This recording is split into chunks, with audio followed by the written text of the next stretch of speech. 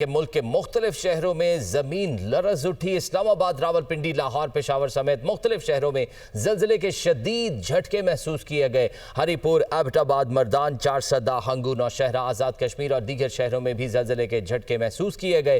غزر سمیت گلگت بلتستان کے بیشتر اضلاع میں زلزلے کے جھٹکے محسوس کیے گئے۔ زلزلہ پیما مرکز کے مطابق زلزلے کی شدت 5.4 اور گہرائی 102 کلومیٹر ریکارڈ کی گئی۔ زلزلے کا مرکز ہندو کش ریجن افغانستان تھا۔ شہریوں میں شدید خوف و ہراس، کلمہ طیبہ کا ورد کرتے ہوئے گھروں سے باہر نکل آئے۔ اور لاہور سے راولپنڈی جانے والی اسلام آباد ایکسپریس کو حادثہ۔ کالاشا کاکو کے قریب 9 بوگیاں ٹرین سے الگ ہو کر پٹڑی سے اتر گئی۔ بوگیاں الٹنے سے 30 مسافر زخمی، اسپتال منتقل، ایک کی حالت تشویشناک۔ جائے حادثہ پر ٹریک کی بحالی کا کام جاری۔ ٹریک کلیئر ہونے تک ٹرینیں براستہ وزیر آباد لاہور پہنچیں گی۔ ابتدائی تحقیقاتی رپورٹ کے مطابق ٹرین پٹڑی ٹوٹنے کی وجہ سے ڈیریل ہوئی۔ تحقیقات کے مطابق پٹڑی کی حالت کافی نازک ہے۔ جائے حادثہ پر ٹریک جگہ جگہ سے ٹوٹ گیا ہے۔ وزیر اعظم کا ٹرین حادثے پر اظہار افسوس۔ زخمیوں کو طبی امداد فراہم کرنے کی ہدایت۔ وزیر ریلوے کی ہدایت پر مزید تحقیقات کے لیے 3 رکنی کمیٹی تشکیل دے دی گئی ہے۔ کمیٹی 7 روز میں رپورٹ پیش کرے گی۔ حنیف عباسی کہتے ہیں کوتاہی کے ذمہ داروں کا تبادلہ نہیں ہوگا، جیل بھیجیں گے۔ لاہور سے راولپنڈی جانے والی اسلام آباد ایکسپریس کو حادثہ پیش آیا۔ کالاشا کاکو کے قریب 9 بوگیاں پٹڑی سے اتر گئیں۔ اور کراچی میں معروف قانون دان خواجہ شمس الاسلام کے قتل کا مقدمہ درج۔ مقدمہ خواجہ شمس الاسلام کے بھائی خواجہ فیض الاسلام کی مدیت میں درج کیا گیا ہے۔ درخشاں تھانے میں عمران آفریدی سمیت 7 افراد نامزد کیے گئے ہیں۔ دہشت گردی، قتل سمیت دیگر دفعات شامل کی گئیں۔ تفتیشی حکام کے مطابق ملزم عمران آفریدی کا والد ہیڈ کانسٹیبل نبی گل شمس الاسلام کی سیکیورٹی پر تعینات ہوتا تھا۔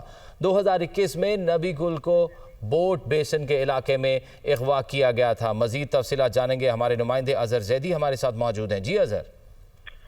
جی بالکل، سینئر ایڈوکیٹ خواجہ شمس الاسلام کے قتل کا مقدمہ درج ہو گیا ہے۔ واقعے کا مقدمہ درخشاں تھانے میں درج کیا گیا ہے، جبکہ مقدمہ خواجہ شمس الاسلام کے بھائی خواجہ فیض الاسلام کی مدیت میں درج کیا گیا ہے۔ پولیس حکام کے مطابق مقدمے میں دہشت گردی، قتل سمیت دیگر دفعات شامل کی گئی ہیں، جبکہ پولیس حکام نے مزید بتایا کہ مقدمے میں عمران آفریدی سمیت 7 افراد کو نامزد کیا گیا ہے۔ مقدمے میں نامزد ملزمان میں زرار آفریدی، انعام خان، عثمان آفریدی، تقدیر، بہار گل، خستہ گل اور شہریار شامل ہیں۔ پولیس کا کہنا ہے کہ واقعے کے حوالے سے جو ہے مزید تحقیقات کی جا رہی ہیں، مقدمہ درج کر لیا ہے۔ نامزد ملزمان کے خلاف جو ہے کارروائیاں جاری ہیں، ان کو گرفتار کرنے کے لیے جو ہے مختلف مقامات پر چھاپہ مار کارروائیاں جو ہے کی جا رہی ہیں۔ جلد ملزمان کو گرفتار کر لیا جائے گا۔ جی بہت شکریہ۔ آگے بڑھتے ہوئے آپ کو بتائیں کہ اسلام آباد اور راولپنڈی میں موسلادھار بارش، ندی نالوں میں طغیانی کا خدشہ، نارا لئی کے اعتراف الرٹ جاری۔ گولڑا میں سب سے زیادہ 82 ملی میٹر بارش ریکارڈ کی گئی۔ مری سمیت گلیات کے بیشتر علاقوں میں بھی بادل برس پڑے۔ ہری پور میں بھی بارش، محکمہ موسمیات کی بارش کا سلسلہ وقفے سے جاری رہنے کی پیش گوئی۔ اسلام آباد اور راولپنڈی میں موسلادھار بارش سے ندی نالوں میں طغیانی کا خدشہ۔ چین کی پیپلز لبریشن آرمی کے 98ویں یوم تاسیس پر جی ایچ کیو میں تقریب ہوئی۔ آئی ایس پی آر کے مطابق چین کے سفیر تقریب کے مہمان خصوصی تھے۔ تقریب میں چینی سفارت خانے کے دفاعی اتاشی میجر جنرل وانگ زونگ نے بھی شرکت کی۔ چینی سفارت خانے کے حکام اور پاکستان کی تینوں مسلح افواج کے افسران بھی شریک ہوئے۔ فیلڈ مارشل سید عاصم منیر نے چینی مہمانوں کو خوش آمدید کہا اور یوم تاسیس پر پی ایل اے کو مبارکباد دی۔ فیلڈ مارشل نے قومی تعمیر و ترقی میں پی ایل اے کے کردار کی تعریف کی۔ دونوں ممالک کے درمیان اسٹریٹجک تعاون کی اہمیت کا بھی ذکر کیا۔ فیلڈ مارشل سید عاصم منیر نے کہا اسٹریٹجک صورتحال بدلنے کے باوجود دونوں ممالک کی دوستی ثابت قدم اور غیر متزلزل ہے۔ پاک چین تعلقات باہمی اعتماد، غیر متزلزل حمایت اور مشترکہ عزم پر مبنی ہے۔ چین کی پیپلز لبریشن آرمی کے 98ویں یوم تاسیس کے موقع پر جی ایچ کیو راولپنڈی میں تقریب کا اہتمام۔ پاکستان میں تعینات چین کے سفیر جیانگ زیڈونگ کی بطور مہمان خصوصی شرکت۔ فیلڈ مارشل کی جانب سے چینی مہمانوں کا پرتپاک استقبال۔ چین کے دفاع، سلامتی اور قومی تعمیر میں پی ایل اے کے کردار کو سراہا۔ ٹی ایس پی آر کے مطابق اس موقع پر فیلڈ مارشل سید عاصم منیر نے پاک چین تعلقات کی مضبوطی اور اسٹریٹجک اہمیت پر زور دیا۔ کہا کہ دونوں ممالک کے درمیان تعلقات منفرد اور ابھرتے ہوئے علاقائی اور عالمی چیلنجوں کے درمیان غیر معمولی طور پر لچکدار ہیں۔ دونوں ممالک کے درمیان دوستی مستحکم اور غیر متزلزل ہے۔ فیلڈ مارشل نے کہا کہ پاک فوج اور PLA سچے بھائی ہیں، ان کی پائیدار شراکت داری علاقائی استحکام کو فروغ دینے اور مشترکہ اسٹریٹجک مفادات کے تحفظ میں اہم کردار ادا کرتی رہے گی۔ چینی سفیر نے PLA کی 98ویں سالگرہ کے موقع پر تقریب کی میزبانی کرنے پر فیلڈ مارشل کا تہ دل سے شکریہ ادا کیا۔ چینی سفیر نے دہشت گردی کے خلاف جنگ میں پاکستان کی مسلح افواج کے ثابت قدم کردار کا اعتراف کیا اور پاکستان کے ساتھ اپنی اسٹریٹجک شراکت داری کے لیے چین کے غیر متزلزل حمایت اور chairman Peoples Party Bilawal Bhutto کہتے ہیں کہ بھارت کے خلاف جنگ کے دوران بھارتی اور پاکستانی میڈیا آمنے سامنے آ گیا تھا۔ جس طرح پاک فضائیہ نے بھارت کو ہرایا، اسی طرح پاکستانی میڈیا نے بھی بھارتی میڈیا کو شکست دی۔ پاکستانی صحافیوں نے اپنی ساکھ، سچ اور تصدیق پر مبنی خبروں کو ترجیح دی۔ جنگ کے دوران ہمیں اندازہ ہوا کہ ڈیجیٹل میڈیا ہمارا اثاثہ ہے۔ وفاقی حکومت صحافی برادری کی قدر کرے اور کچھ پالیسیوں پر نظر ثانی کرے۔ صحافیوں کی حفاظت کے لیے بنائے گئے قانون کے نفاذ کی پوری کوشش کریں گے۔ دہشت گرد اور ہمارا دشمن ملک میں ڈس انفارمیشن پھیلا رہے ہیں۔ بلوچستان، سندھ اور کشمیر کے حوالے سے ڈس انفارمیشن پھیلائی جا رہی ہے۔